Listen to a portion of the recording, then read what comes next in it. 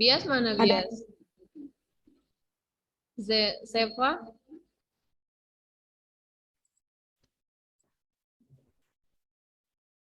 Oke, kita langsung saja ya sambil menunggu yang lainnya. Oke, selamat sore adik-adik. Ketemu lagi ke materi selanjutnya yang akan dibawa oleh Ibu Indah tentang pengenalan dasar komputer, hardware, dan software. Harap diperhatikan dengan baik. Nanti persiapkan pertanyaan dan pertanyaan. Kalau enggak, Ibu yang nanya.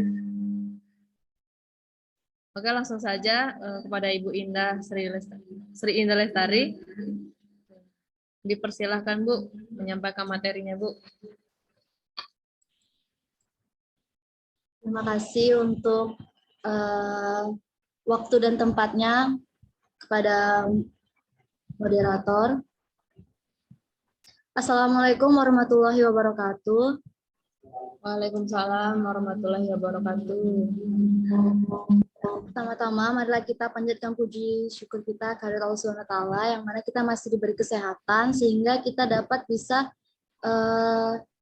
melaksanakan atau hadir di acara Zoom pada siang hari ini. Izinkan saya untuk memperkenalkan diri terlebih dahulu. Perkenalkan, nama saya Sri Indah Lestari. Saya dari Universitas Microskill, saya jurusan Sistem Informasi. Saya sekarang semester 6. Saya merupakan mahasiswa terpilih dari program Dikti, yaitu program kampus mengajar. Dan yang saya ajarkan sekarang atau posisi saya itu ada di SMPN 3 Jatiwangi. Oke, baik. Marilah kita mulai. Materinya yaitu yang akan saya bawakan adalah pengenalan dasar komputer, hardware, dan software. Ini adalah merupakan kayak modul atau kayak pegangan pada waktu kalian ingin masuk ke dunia SMK atau jurusan TKJ mungkin atau kayak komputer gitu. Jadi di sini saya akan membawakan tentang dasarnya dulu. Oke, yang pertama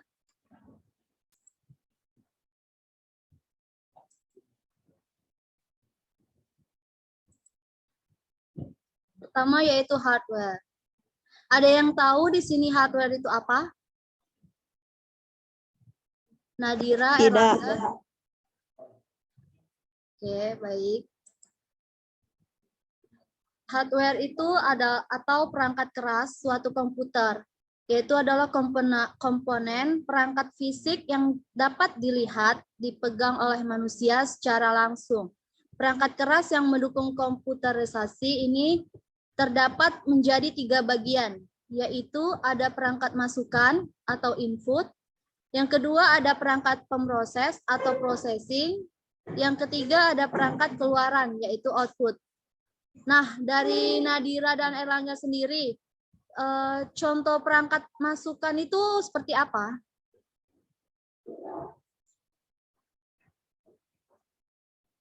Yang sering kalian pegang itu. Apa sih perangkat masukan itu atau input? Halo, Nadira, Erlangga. Kurang tahu, Bu. Oke. Kalau Erlangga sendiri? Tahu? Kok nggak ada komen ya? Oke lah. Ya, oke, baik. Kita lanjut next aja ya.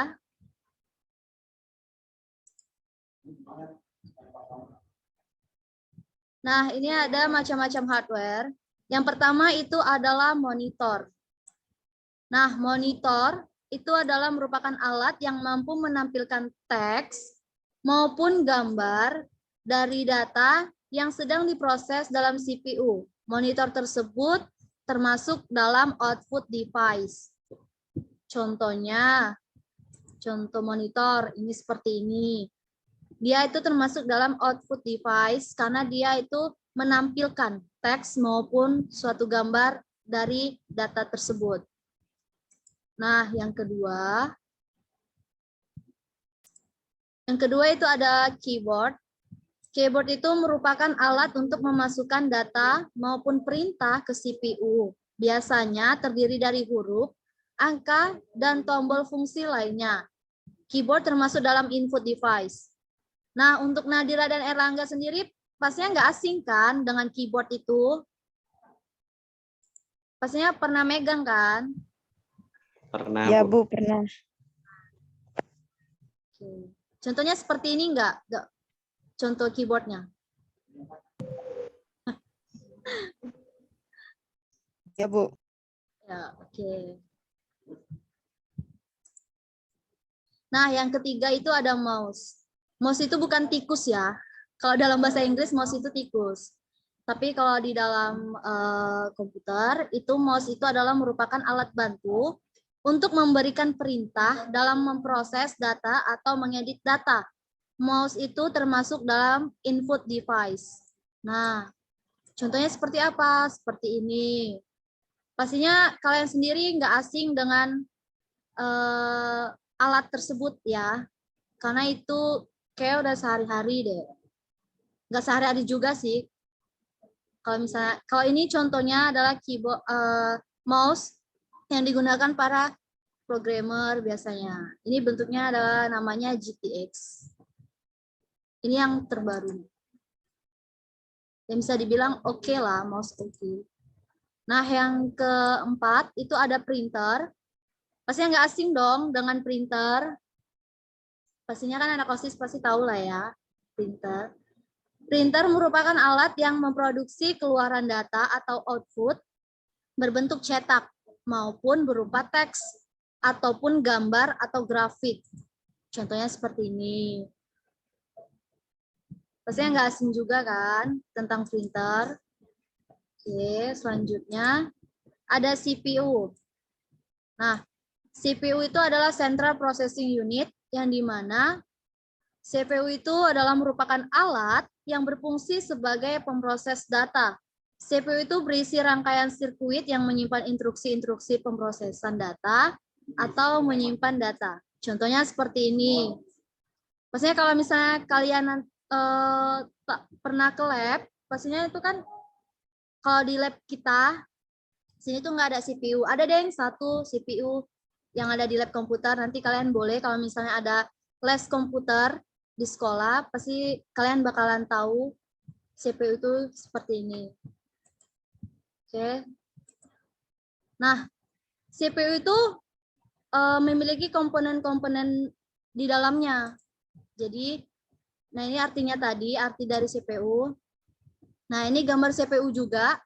Ini tuh CPU yang paling bagus. Yang ini tuh digunakan untuk game. Para gamers, ini adalah cukup mahal harganya. Kalau yang tempat kita mah biasa-biasa aja yang kayak yang tadi tuh. Kalau yang ini tuh lebih ke atasnya lagi gitu. Untuk gamers. Kalau kalian penggemar games, pasti kalian bakal membeli ini. Tapi sangat mahal ini.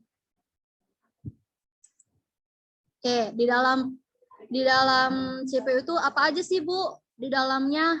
Nah, itu ada pertama VGA card atau Video Graphics Accelerator. Yang kedua ada power supply. Yang ketiga ada motherboard. Yang keempat ada prosesor. Yang kelima ada RAM, ada hard disk, ada CD-ROM, ada sound card. Sebenarnya masih banyak komponen-komponen lain, tapi Ibu ambil hanya 8 saja berhubung waktu. Nah, ada yang tahu ini apa? Belum ya? Pastinya setidaknya ada yang tahu ini enggak, yang tombol ini, enggak tombol sih ini sebenarnya alat ini yang warna biru. Pernah lihat enggak? Enggak. Enggak ya? Oke, enggak apa-apa. Oh, pernah. Ini adalah PGA card. Apa sih PGA card itu? PGA card itu adalah komponen yang bertugas untuk menampilkan secara visual dari komputer yang dapat kita lihat. Contohnya kayak InFocus. Nah, InFocus itu kan kita memiliki kabel PGA. PGA ini adalah sini, kabel PGA. Berarti PGA itu yang menampilkan dari laptop kita ke InFocus. Berarti dia adalah komponen yang bertugas untuk mengeluarkan. Berarti dia termasuk komponen output berarti. Terus yang kedua, itu ada power supply. Nah, power supply ini seperti ini gambarnya. Ini adalah sebuah perangkat yang terdapat di dalam CPU yang berfungsi untuk menyalurkan arus listrik ke berbagai komponen yang terdapat di komputer. Power supply ini bisa diibaratkan dia sebagai kayak kipas angin. Nah, dia tuh mengeluarkan apa ya? Kayak pokoknya kayak kipas angin gitu, kayak yang dari arus listrik gitu.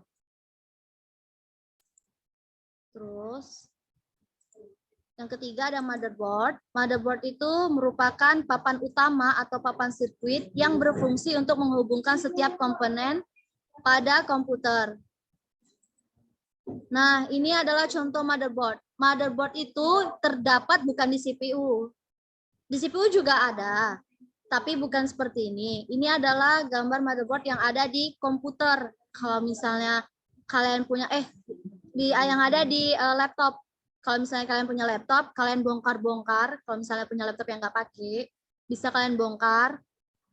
Nah, di sini ini adalah papan utama. Ini adalah motherboard. Nah, motherboard itu juga ada bagian-bagiannya juga. Nah, ini ada yang kayak ini power supply. Di sini tempatnya, pembuangan arus listriknya. Terus di sini nanti ada soket RAM-nya, ada ini prosesornya, terus ini ada soket kipas prosesornya juga ada. Terus ini kayak soket mouse, itu kayak untuk colokan mouse-nya. Ada keyboard juga, ini ada soket LVT port, sama soket serial port. Ini ada USB, pastinya pernah lihat kan tempat untuk USB, colokan USB. Pasti pernah dong. Pernah. Oke, kalau ini soket LAN, ini adalah soket untuk speaker, mic, dan line audio. Dan ini adalah untuk soket graphic card atau PGA. PGA itu nanti ada Ibu kasih tahu. Kalau ini adalah soket PCI slot, dan ini soket CD, ini soket USB sama soket front panel. Reset kayak reset, power, LED, HD atau HDI LED. Terus yang kalau yang ini itu namanya BIOS. Ini enggak ada sih di sini. Tapi Ibu kasih tahu aja BIOS. BIOS itu kayak bentuknya tuh kayak semacam baterai gitu. Kayak baterai mainan gitu. Pastinya tahu lah. Warna bulat dia. Oke. Nah, ada yang pernah lihat ini enggak? Sebelumnya? Belum. Belum ya? Nah, Bu, ini apa sih? Kok kayak gini bentuknya? Ya, ini namanya adalah prosesor. Prosesor yang tadi kan ada slot untuk prosesornya. Nah, prosesor itu apa sih, Bu? Prosesor itu sering disebut sebagai otak atau pusat pengendali komputer yang didukung oleh komponen lainnya. Prosesor itu sebuah IC yang mengontrol keseluruhan jalannya sebuah sistem komputer dan berfungsi sebagai melakukan perhitungan dan menjalankan tugas. Nah, prosesor ini adalah sebagai otak. Dia adalah suatu otak atau pusat pengendalian. Kalau nggak ada ini, laptop kalian nggak bakalan bisa jalan, atau komputer, dan semacamnya. Dan ini tuh dipasangnya itu nggak sembarangan. Ini ada tanda segitiganya kan, nampak nggak? Ada gambar segitiganya, nggak segitiga sih. Apa ya ini? Pokoknya ada gambar ininya, nampak nggak? Nampak nggak Nadira? Nah, ini tuh ada kalau misalnya mau memasukkannya, itu tuh harus sesuai sama yang ada gambarnya ini. Dan jarum-jarum ini kita tidak sembarangan, kita tidak boleh memegangnya. Kalau kita memegangnya saja, sedikit aja atau satu atau dua, itu pasti udah merusak semuanya. Dan prosesornya itu nggak bakalan bisa dipasang. Dan makanya itu adalah sebagai otak atau pusat pengendali komputer. Kalau nggak ada prosesor ini, komputer atau laptop itu tidak bakalan bisa jalan. Nah, terus, ada RAM, ada random access memory sama random only memory. Apa sih Bu bedanya? Tuh, kalau RAM itu merupakan perangkat yang berfungsi mengolah data atau instruksi. Kalau RAM itu adalah sebuah perangkat yang bersifat sementara atau data yang disimpan dapat dihapus. Sedangkan kalau ROM, random access only memory, itu yang mempunyai sifat yang sama dengan RAM. Tetapi dia bersifatnya permanen atau data yang disimpan tidak dapat dihapus. Kayak mana sih Bu RAM itu gambarnya? Seperti ini. Kalau RAM itu dia bisa dibongkar pasang. Nah, dan dia itu memiliki slot. Slotnya itu ada 2, 1, 2, dan ada 2 ini. Dan itu pasangnya pun harus berhati-hati juga kalau kita memasang RAM-nya. Kalau RAM itu dia kan tadi bersifatnya sementara. Kalau misalnya belum kita save, ya udah hilang. Itu namanya berarti RAM. Kalau ROM gimana sih Bu? Nah, kalau ROM dia seperti ini. Berarti ROM itu dia bersifatnya permanen. Berarti yang udah kita simpan, kalau misalnya tiba-tiba mati laptop kita mati, ya nggak apa-apa juga karena datanya kita sudah tersimpan di ROM. Tapi kalau misalnya di RAM tadi dia belum tersimpan, kalau misalnya tiba-tiba laptop kita mati. Kan kesel ya kalau kayak gitu ya. Terus yang keenam, ada hard disk. Hard disk itu bisa disebut dengan hard drive, fixed disk, HDD yang berfungsi sebagai menyimpan file sistem dan data dalam komputer. Nah, hard disk ini seperti ini. Kalau misalnya yang di dalam komputer atau dalam CPU juga. Nah, contohnya seperti ini. Dia kayak CD ya modelnya. Dia namanya HDD. Penyimpanannya juga jauh lebih besar. Nah, itu ada CD-ROM. CD-ROM adalah compact disk atau read-only memory. Berarti kan kayak read-only. Berarti dia membaca secara permanen berarti kan. Sebuah piringan yang dapat menyimpan data. Ukuran data yang dapat disimpan bisa mencapai 700 megabyte atau 700 juta bit. CD-ROM bersifat read-only yang hanya bisa dibaca dan tidak bisa untuk ditulis. Nah, bagaimana sih Bu? Ininya gambarnya nih kayak gini, CD-ROM. CD-ROM itu kayak kita memasukkan kaset. Tahu kan? Nadira sama Erlangga?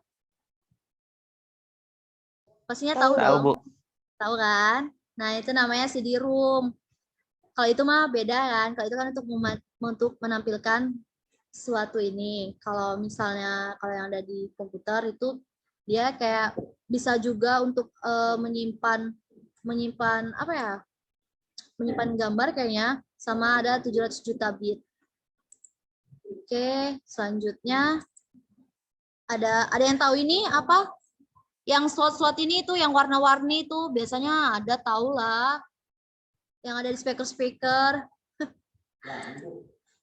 Bukan, Pak. Oke, yang ke-8 adalah sound card. Sound card itu adalah berfungsi untuk mengolah data berupa audio atau suara. Sound card itu juga terhubung ke slot ICA atau VCI pada motherboard yang memungkinkan komputer untuk memasukkan input, memproses, dan mengantarkan data berupa suara.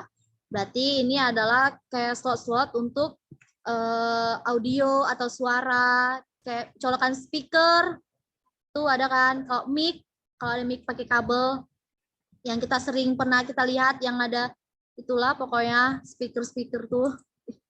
Oke, selanjutnya kita lanjutkan dengan di software. Software adalah merupakan kumpulan beberapa perintah yang dieksekusi oleh mesin komputer dalam menjalankan pekerjaannya. Perangkat lunak ini merupakan catatan bagi mesin komputer untuk menyimpan perintah maupun dokumen serta arsip lainnya. Macam-macam software. Nah, Software itu ada program aplikasinya, itu namanya application software. Merupakan suatu program paket yang telah dirancang dan dibuat khusus untuk kebutuhan tertentu. Yang pertama ada word processing atau prosesor pengolah kata, ada program database, ada program spreadsheet atau program CID, atau computer aided design, atau program layout artikel atau publisher. Nah, ini contohnya seperti ini. Nah, kalau yang pertama itu ada word processing atau prosesor pengolah data. Berarti kan kayak merupakan salah satu program aplikasi di mana pengoperasiannya menggunakan teks. Kayak yang serupa ini yang kayak sudah dijelaskan oleh Pak Irfan sebelumnya, materi sebelumnya. Kan ada yang Word. Nah, pengenalan Word itu ada. Nah, itu termasuk dalam word processing. Nah, ada yang tahu nggak yang ini tuh tahun 2000 berapa? Tidak, Bu. Tidak. Yakin tidak tahu? Tidak tahu. Tidak tahu. Oke. Yang ini itu adalah Word terbaru yaitu 2016. Ini Ibu kasih tahu perbedaannya. Kalau yang ini adalah 2010. Ini keluaran terbaru dan ini keluaran lama sih, bisa dibilang lama. Ini 2010 dan ini 2016. Nah, kalau yang ini, yang sebelahnya itu ada Word Perfect. Nah, itu sama juga. Dia juga fungsinya sama seperti Word, cuman ini jarang yang menggunakan ini. Pasti rata-rata itu semua pasti menggunakan Word. Kalau misalnya kalian nanti pada saat SMK atau nanti kalian kuliah, pasti kalian menggunakan Word. Rata-rata pasti menggunakan Word, kayak PowerPoint, kayak gitu-gitu. Nah, kalau Word Perfect kayaknya udah jarang. Dan ini ada Word Start. Ini adalah lama sih ini udahan. Tapi ini sama juga fungsinya. Dia menggunakan teks juga. Teks juga, cuman Ibu jarang sih, nggak tahu juga makainya ini Word Start sama Word Perfect. Ibu cuman hanya menampilkan doang. Tampilan Word Start ini seperti ini, Word Perfect itu seperti ini. Kalau yang Word kan sudah dijelaskan sama Pak Irfan juga, yang pasti kalian udah familiar lah. Rata-rata sih pasti menggunakan Word. Tapi yang Word-nya bukan yang 2010. Ada sih yang 2010, yang 2016 pasti sudah banyak yang menggunakan yang keluaran terbaru. Yang kedua itu ada program database. Apa sih Bu program database? Program database itu adalah merupakan salah satu program aplikasi yang berfungsi untuk merancang atau membuat serta mengolah database. Contohnya nih ada DBase, ada Fox Pro, ada Microsoft Access.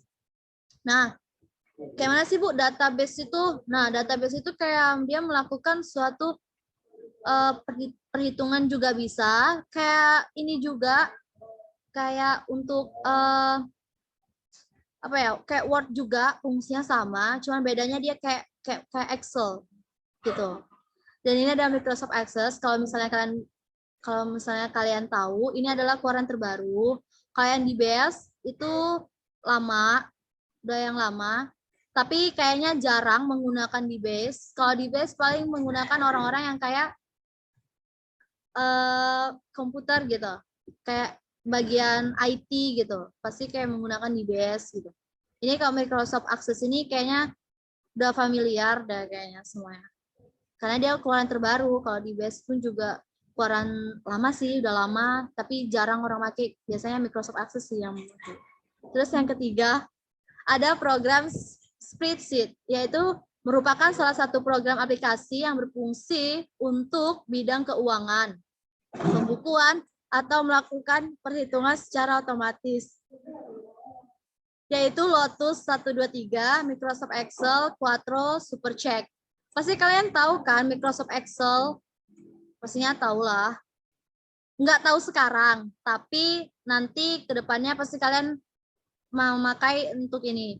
Kalau misalnya kalian Microsoft Excel ini juga digunakan untuk kayak keuangan, kayak gitu-gitu, menghitung keuangan, laba rugi, dan untuk kayak pemrosesan data, pembukuan. Pasti kan kayak misalnya kayak OSIS tuh, pasti kan melakukan pembukuan. Loh, kok kenapa gini? Oh, Pembukuan, pastinya pembukuan kayak perhitungan, istilahnya kayak matematika deh. Kalau misalnya kalian mau mengerjakan matematika, lebih bagus kalian pakai Excel. Tapi harus ada rumusnya di Excel itu. Rata-rata sih semua menggunakan Excel. Nanti kalau misalnya kalian kuliah atau SMK, maksudnya SMK atau SMA, pasti kalian menggunakan Excel, yaitu melakukan perhitungan atau pembukuan. Biasanya sih yang sering-sering kayak gini bagian-bagian bendahara sih kayaknya. Pakainya OSIS juga make ya, bendahara OSIS ya. Oke, yang sini ada Quattro Pro 12, yaitu ini tuh jarang ya, jarang orang makainya. Ini tuh udah lama banget. Tapi fungsinya sama, cuman tapi kebanyakan yang menggunakan itu adalah Excel. Nah, oke, yang terakhir ada program CID, yaitu Computer Aided Design, yaitu merupakan salah satu program aplikasi yang berfungsi untuk media lukis. Nah, ada itu contohnya AutoCAD, ProDesign, CorelDRAW, atau Adobe Photoshop. Nah, ini contoh-contohnya. Yang kalau yang ini, dia adalah PS. PS itu adalah Photoshop. Itu ada Photoshop yang digunakan sering-sering bagian media, kayak media fotografer, kayak desain, kayak gitu. Terus kalau ini adalah CorelDRAW. Dia fungsinya sama kayak Photoshop, cuman dia lebih pro kayaknya ya. Tapi sih lebih banyak kan yang menggunakan Photoshop sih. Kalau ini bagus juga CorelDRAW, tapi ibu nggak pakai ini. Kayak jarang gitu yang pakai ini. Terus yang di bawahnya itu ada AutoCAD. Nah, AutoCAD itu digunakan untuk kayak suatu apa ya, untuk desain-desain kayak desain rumah, kayak desain-desain rumah gitulah, pokoknya kayak desain-desain program gitu. Nah, ini pun kayak lebih ke IT sih, lebih ke ini. Oke, sekian. Kayaknya udah. Sekian materi yang Ibu sampaikan. Ibu kembalikan ke moderator. Assalamualaikum warahmatullahi wabarakatuh. Silakan kalau ada yang bertanyakan. Warahmatullahi wabarakatuh. Baik, luar biasa sekali materi yang disampaikan oleh Ibu Indah. Untuk adik-adik yang mau bertanya, dipersilahkan melalui kolom chat atau buka audionya. Bu, mau tanya perbedaan komputer sama laptop apa, Bu?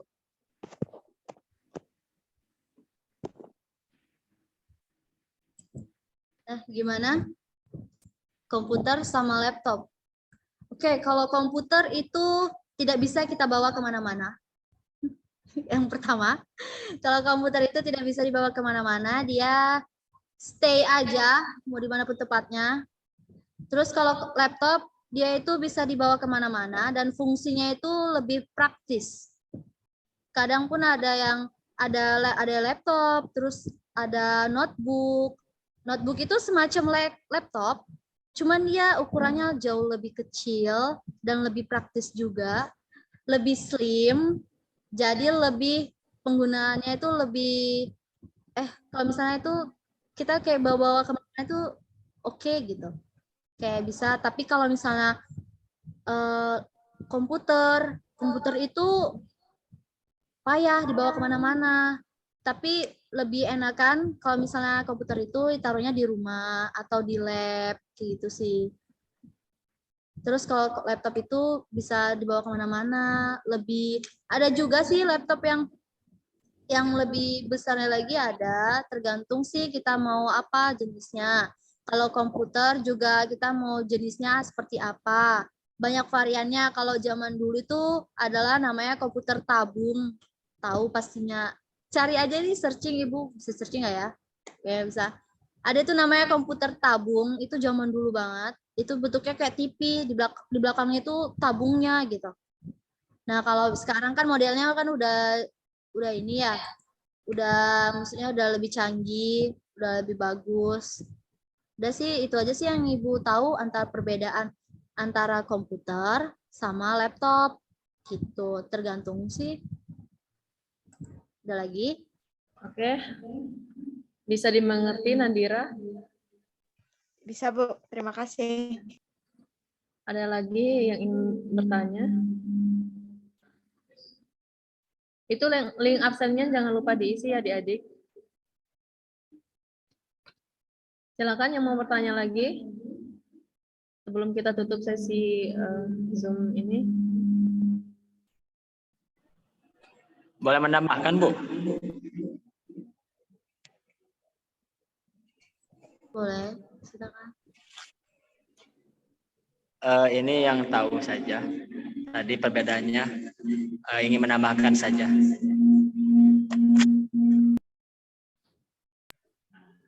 Kalau komputer itu kayak keyboardnya itu berpisah dari layarnya.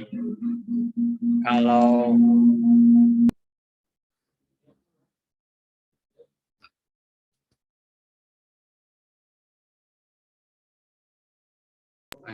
Nah, kalau laptop keyboardnya itu kan nyatu sama badannya gitu atau layarnya. Nah, kalau komputer kan nggak terpisah gitu. Memerlukan kabel lagi untuk bisa connect. Paling itu cukup saja.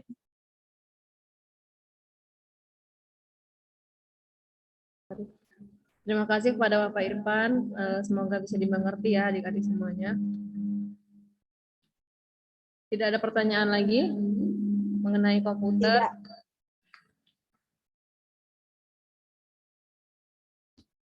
Ini pembahasannya tadi tentang perangkat keras komputer ya.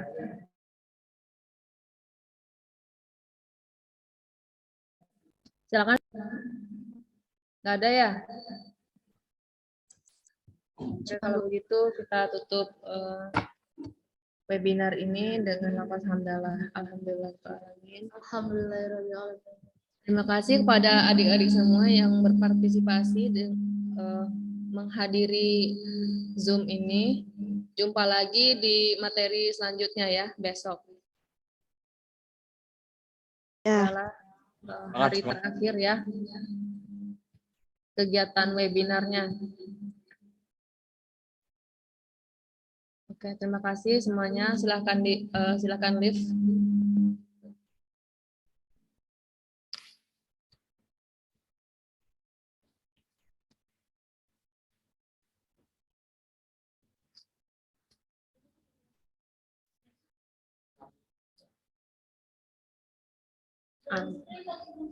Ada?